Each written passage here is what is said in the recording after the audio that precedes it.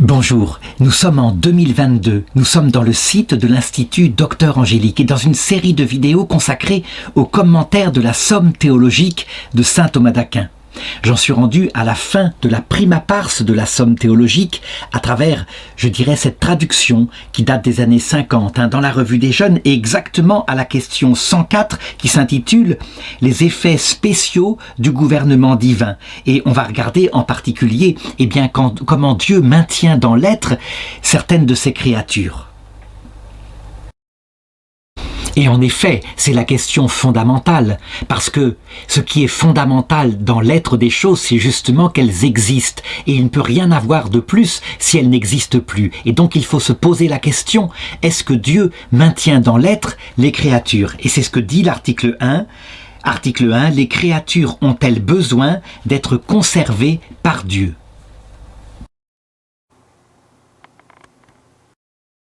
Alors je donnerai d'abord un argument d'autorité qui, je dirais, presque se découvre en philosophie. Dieu, c'est lui qui porte dans l'être toutes les réalités, et s'il cessait de créer, eh bien les réalités retourneraient au néant. Et donc il faut dire que, évidemment, rien n'échappe à son action. Maintenant, il faut tout de même argumenter et considérer la chose suivante. Eh bien, on peut distinguer deux manières de conserver une créature dans l'être. Il y a des créatures qui sont, je dirais, sorties du néant et elles n'ont pas d'autre cause que Dieu. Elles ne peuvent pas être produites par autre chose que l'action créatrice de Dieu et elles sont de deux sortes. Il y a d'abord la matière à son origine et puis il y a tous les esprits qui ne sont pas faits de matière, donc les anges, mais aussi chaque esprit de chaque homme créé par Dieu au moment de la conception de chaque homme. Et donc on doit le dire, sous ce rapport-là, eh bien,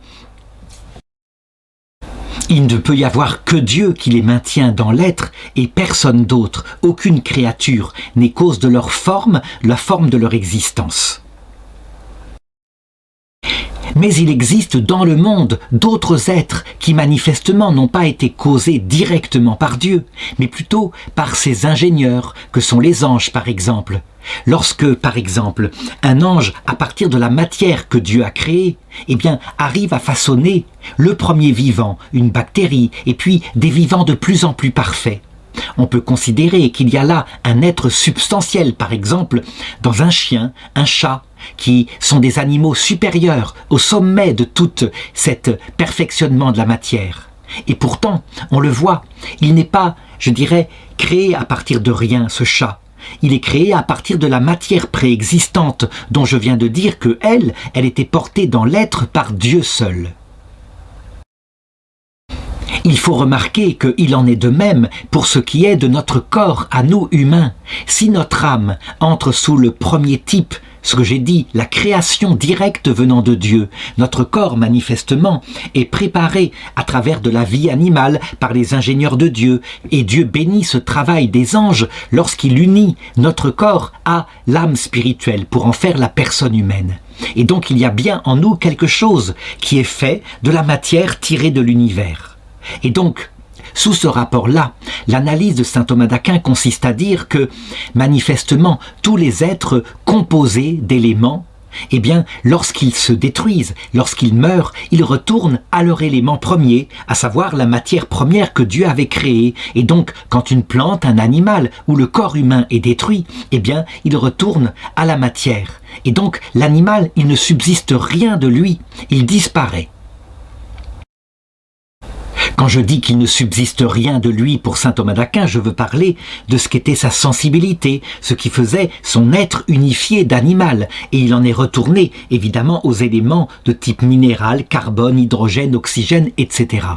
Et voilà pourquoi, pour saint Thomas d'Aquin, dans l'autre monde, il ne subsistera que ce qui porte en lui quelque chose d'ordonné à l'éternité, à savoir la matière, et en particulier la quintessence, qui composait selon lui ce qui était au-dessus de la lune, donc une matière incorruptible, et d'autre part, eh bien, les hommes, parce que leur partie spirituelle, elle, est incorruptible. Et donc, manifestement, dans cette conception-là, eh bien, certains êtres étaient des moyens, étaient relatifs et n'étaient pas maintenus dans la spécificité de leur être.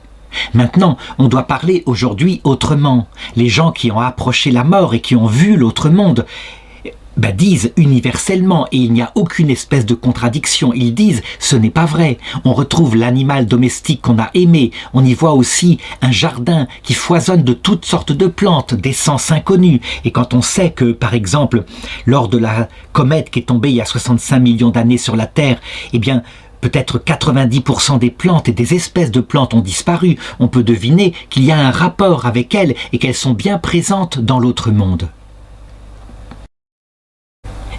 Ceci indique quoi? Que manifestement les êtres composés, je parle en tout cas des végétaux selon leurs espèces au minimum, et puis des animaux peut-être dans leur individualité, Dieu est capable de les maintenir, eux aussi, dans l'être, et ce pour l'éternité.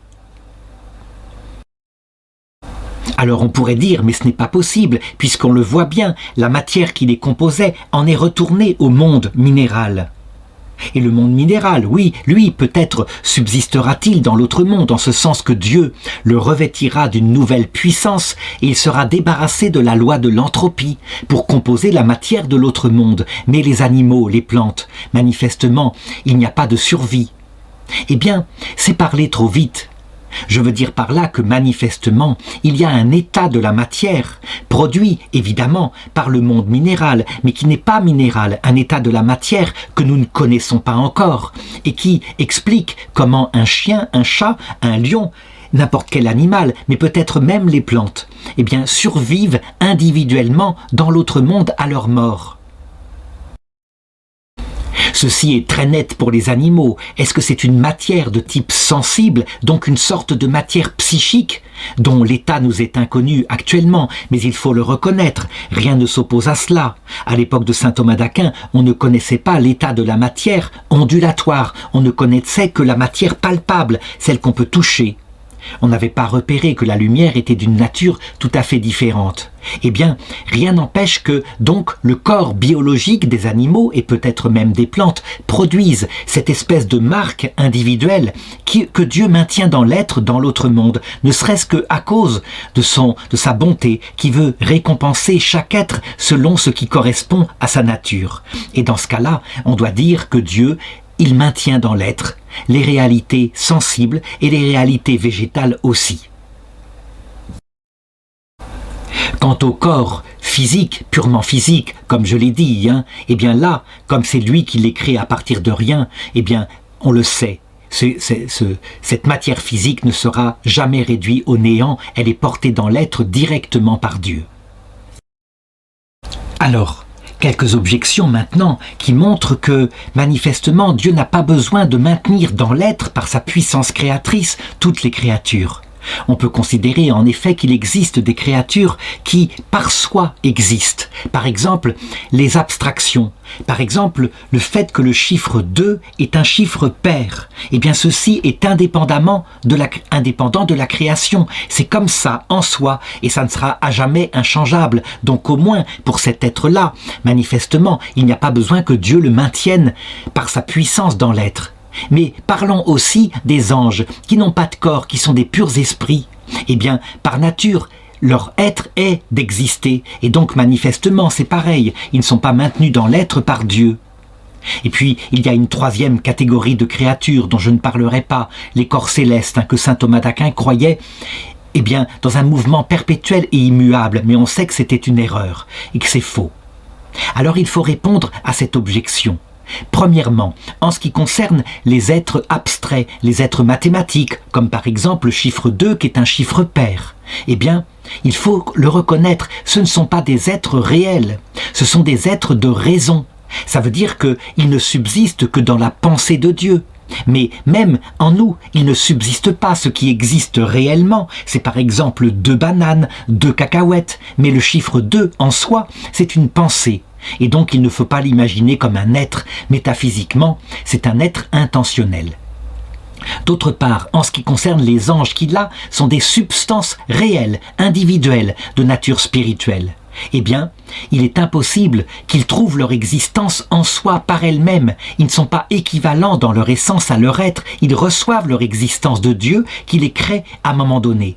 Et donc, il ne faut pas identifier le fait qu'ils sont des êtres spirituels avec Dieu, qui lui, dans son être même, est identique à la notion même d'être et qui donc est nécessairement.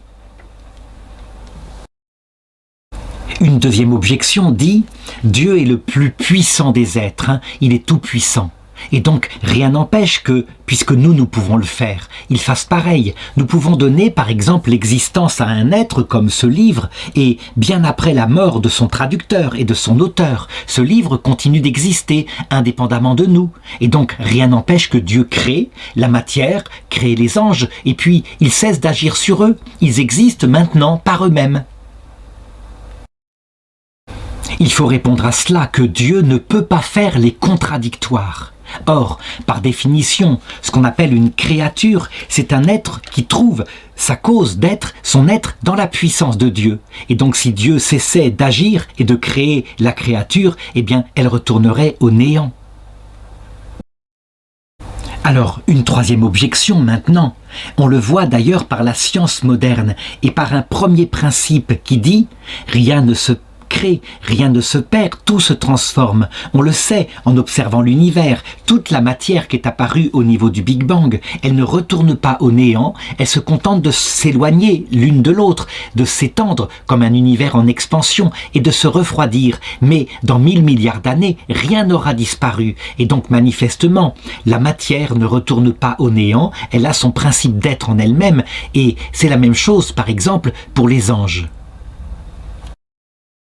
Alors, il faut reconnaître que la matière telle qu'on la constate, elle est soumise à une loi de corruption, mais elle ne retourne pas au néant. Rien ne retourne au néant, tout se disperse. Mais ceci est dû à la puissance de Dieu, qui a voulu que rien ne disparaisse en ce qui concerne l'être et que tout se transforme effectivement. Et c'est de cette manière-là d'ailleurs, en transformant la matière, que les anges peuvent agir sur cette matière pour la transformer en des êtres particuliers, comme une plante, comme un animal, et même comme le corps de l'homme. Donc, sous ce rapport-là, il faut le remarquer, la plante, l'animal et le corps de l'homme, fait d'éléments premiers tirés de la matière, eh bien tout cela c'est corruptible par nature. Mais rien n'empêche qu'il y ait à l'intérieur de cette matière quelque chose que Dieu maintient dans l'incorruptibilité.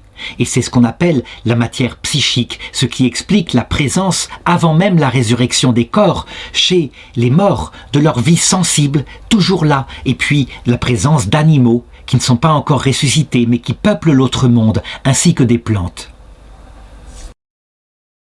Alors, dernière objection, si Dieu maintenait dans l'être certaines créatures, alors ce serait une action continue qui créerait à chaque fois du nouvel être, un être qui subsiste dans le temps. Manifestement, ce n'est pas le cas. On le voit bien, l'être des choses n'est pas surajouté à chaque instant, mais il est stablement l'être. Et donc, manifestement, Dieu crée et ensuite les êtres subsistent par eux-mêmes. En fait, il faut comprendre, c'est ce que je répondrai, l'acte créateur de Dieu. C'est pas un acte qui se situe dans le temps, mais c'est un acte qui est une action, et cette action est maintenue perpétuellement, au-delà des temps, au-delà des lieux, manifestement. Et donc Dieu crée et maintient dans l'être, éternellement, pour certaines créatures, eh bien, par une seule action, qui est son action unique, qui s'appelle la création.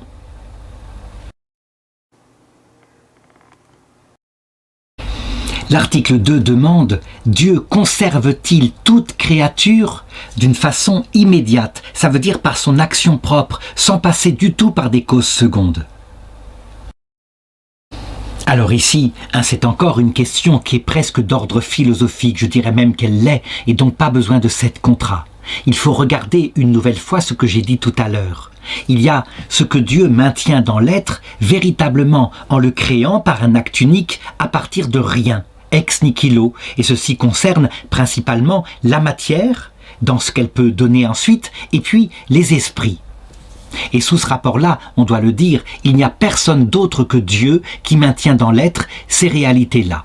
Et puis, il faut considérer qu'à partir de la matière, eh bien des causes secondes vont peu à peu donner l'être à des, je dirais, des manifestations, des êtres qui ne sont pas fondamentalement portés par Dieu, mais qui sont des formes substantielles faites de cette matière. Et c'est ainsi qu'on le voit, par exemple, à travers l'évolution de l'univers depuis le Big Bang. Sont apparus des astres qui ont ensuite disparu, des galaxies qui ont été éphémères, remplacées par d'autres qui ont été longues. Puis, à un moment donné, apparaissent des êtres qui sont davantage unifiés, substantiellement, que la matière qui est souvent un agrégat d'atomes. Et c'est par exemple le domaine particulier, d'abord des bactéries. C'est le premier vivant. Et là, on le voit bien qu'il y a une forme supérieure, qu'on va appeler d'ailleurs une âme.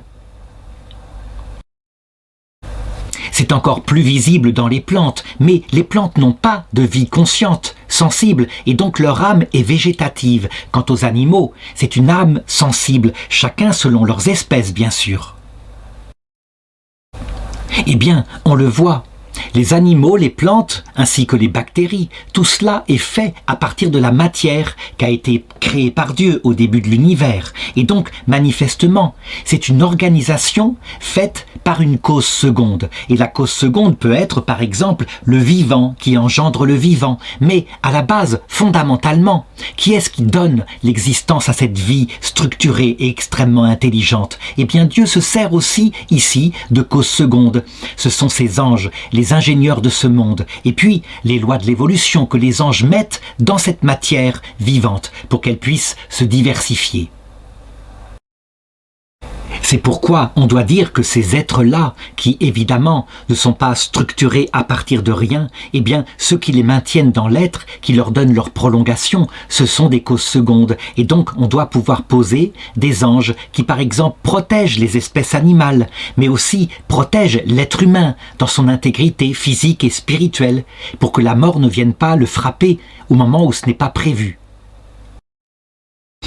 Lorsque se produit la dissolution d'un être qui est fait par exemple de matière comme l'animal ou la plante, eh bien on doit considérer la partie faite à partir de la matière créée par Dieu et qui en revient à l'état primitif des atomes, des molécules simples, etc. Mais on doit aussi pouvoir considérer que manifestement il y a un état de la matière qui a été produit par l'organisation des anges, cet état psychique qui lui a la capacité de survivre à la dissolution du corps biologique. Et ça, eh bien, c'est une organisation qui tient du génie, évidemment, des anges, parce que la matière qui compose le corps sensible, c'est de la matière, tout simplement. Et donc, ce que Dieu a créé au point de départ, mais de la matière organisée, d'une manière qu'on ne connaît pas encore, mais manifestement d'une manière brillante, qui implique la survie de la conscience sensible. Alors quelques objections, dont la première dit « Manifestement, il n'y a qu'un seul créateur, c'est Dieu, et c'est lui qui a créé aussi, par sa puissance, les plantes, les animaux, et donc c'est lui qui les maintient dans l'être. » Alors il faut répondre que, du côté de la cause première, celui qui a prévu tout le monde et l'univers entier, c'est Dieu qui évidemment a tout pensé. Mais il a pensé que certains êtres pourraient être créés par des causes secondes, comme par exemple les anges. Ce n'est pas une création au sens ex nihilo, bien sûr, ça Dieu seul peut le faire, mais c'est une création à partir de la matière. On le voit d'ailleurs pour nous, humains, on a le pouvoir de créer des œuvres d'art. Eh bien, c'est quelque chose d'analogue à ce pouvoir des anges sur la matière créée par Dieu. Et donc, sous ce rapport-là, de même que nous veillons sur nos œuvres d'art, nous restaurons nos églises, par exemple, eh bien, les anges veillent sur la vie végétale, animale, et aussi sur le corps humain. Deuxième objection, on le voit, les anges eux-mêmes sont incapables de se conserver dans l'être, il faut la puissance de Dieu. Donc, a fortiori, sont-ils incapables, par exemple, de protéger une espèce animale ou de faire qu'un animal subsiste après sa mort par un corps psychique et aille dans l'autre monde? Ce n'est pas de leur puissance, c'est la puissance de Dieu, et donc Dieu maintient chaque être dans l'être directement. Il faut répondre à cela que les anges et l'esprit humain sont créés par Dieu à partir de rien et non pas à partir d'une matière préexistante. Voilà pourquoi les anges ne peuvent pas se maintenir dans l'être par leur propre puissance. Par contre, tout ce qu'ils maintiennent dans l'être, eh bien, ce sont les œuvres de leur intelligence, comme la vie microbienne, la vie végétale, la vie animale et éventuellement le corps préparé par Dieu par les anges pour que puissent apparaître l'homme et la femme.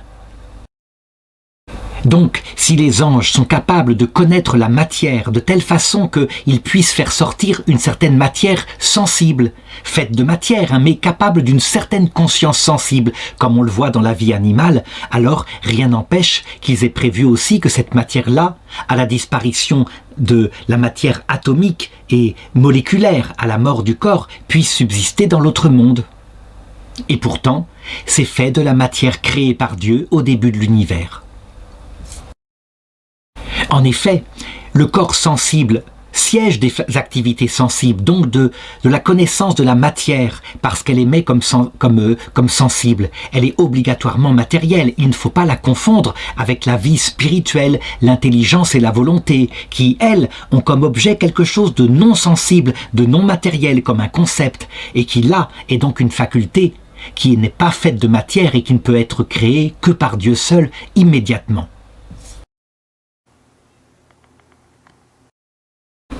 Alors, l'article 3 demande, est-ce que Dieu peut réduire quelque chose au néant? Le néant, c'est l'absence d'être, c'est très différent de la mort. Alors, évidemment, pas besoin d'argument d'autorité ici, c'est par la raison seule qu'on peut le comprendre. Donc, de même que on comprend que c'est Dieu seul qui peut créer à partir de rien, donc donner l'être à des réalités, eh bien, de même, puisqu'il a ce pouvoir, il peut ne pas l'utiliser. Donc, il peut, par sa puissance, réduire ce qu'il veut au néant.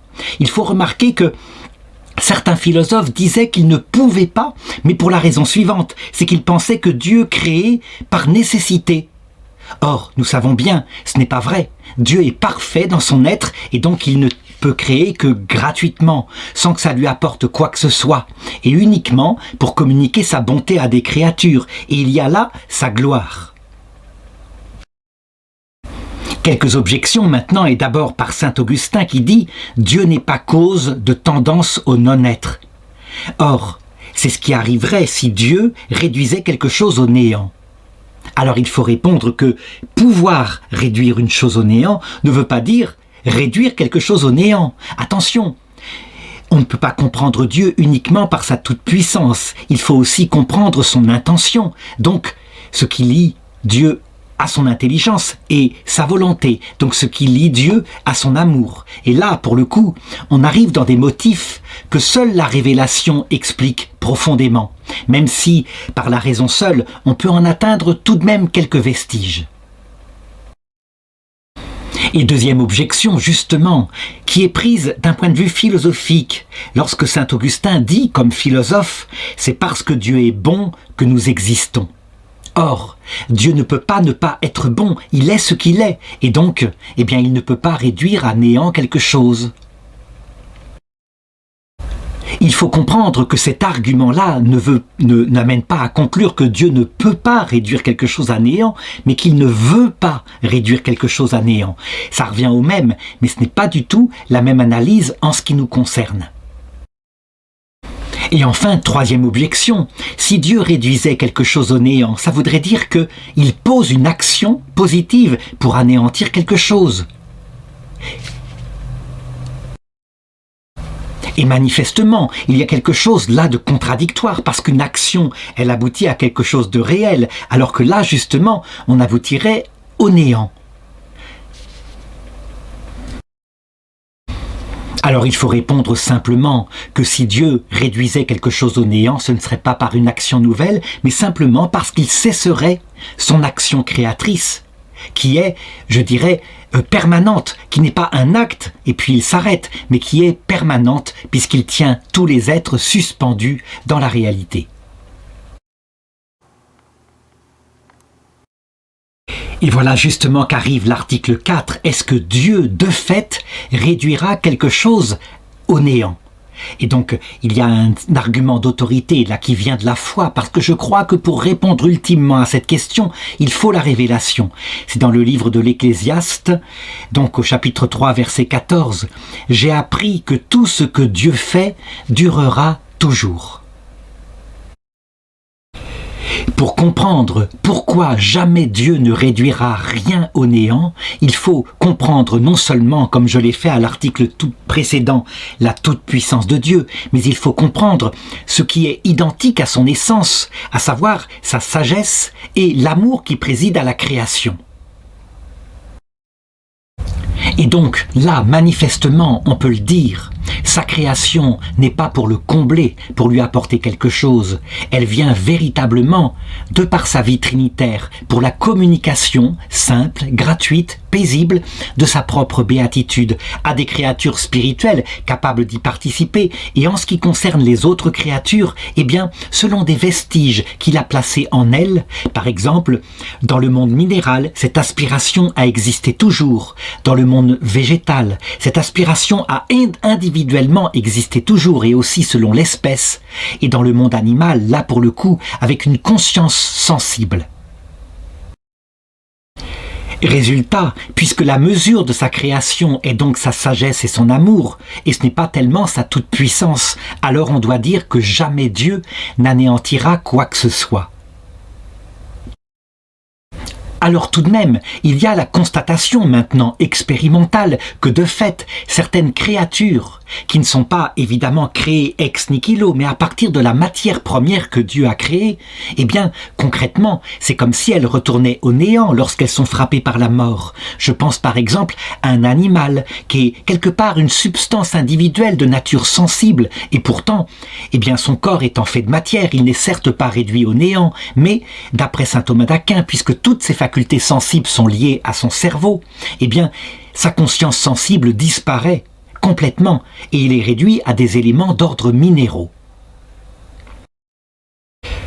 Je l'ai dit, pour des raisons d'analyse scientifique, saint Thomas d'Aquin se résout à cela et dit, eh bien, en réalité, même ces créatures-là, finalement, ne sont pas réduites au néant, mais simplement à la matière qui les compose. Oui, mais cependant, on peut le regarder. Les animaux ne sont pas des simples choses, comme le pensait le philosophe René Descartes, des machines, mais des êtres sensibles. Et donc, on doit le dire, même si ces êtres-là, quand ils meurent, je dirais sont réduits en ce qui concerne leur corps à l'aspect minéral des choses, eh bien, il y a en eux quelque chose, une matière, un état de la matière sensible, produite par l'âme, quelque chose de plus que la matière, un état qu'on ne connaît pas et qui manifestement subsiste après la mort.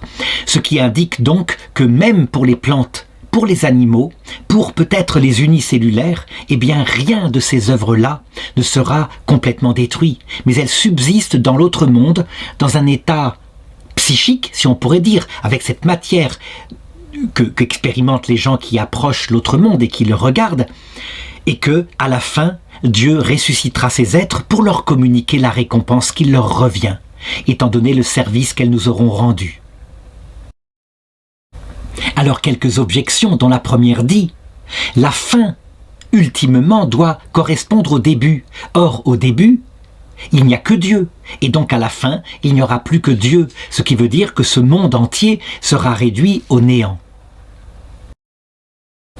Alors il faut répondre qu'il ne faut pas considérer la fin comme étant identique au néant, au début, que au début Dieu ait créé des créatures, cela montre sa toute-puissance, mais que Dieu les maintienne dans l'être éternellement, cela montre sa sagesse et son amour, et donc il n'y a pas d'opposition entre les deux.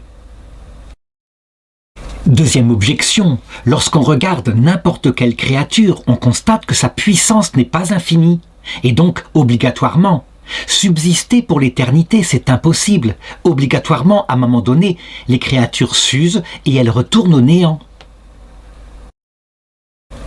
Eh bien, il faut répondre à cet argument que, bien sûr, le fait de subsister éternellement ne vient pas de la puissance immanente à la créature, elle en serait bien incapable, mais ça vient de la puissance de Dieu. Et là, Dieu, il fait ce qu'il veut. Ce n'est pas contradictoire avec sa toute-puissance que de décider qu'une créature puisse être éternelle. Troisième objection, admettons que la matière qui compose tous les êtres végétaux et animaux, soit elle, eh bien, éternelle. Il n'empêche que les accidents de cette matière qui donnent la vie à des animaux et à des plantes, manifestement, ils retournent au néant, ils disparaissent par la mort de l'animal. et l'animal subsiste par sa matière.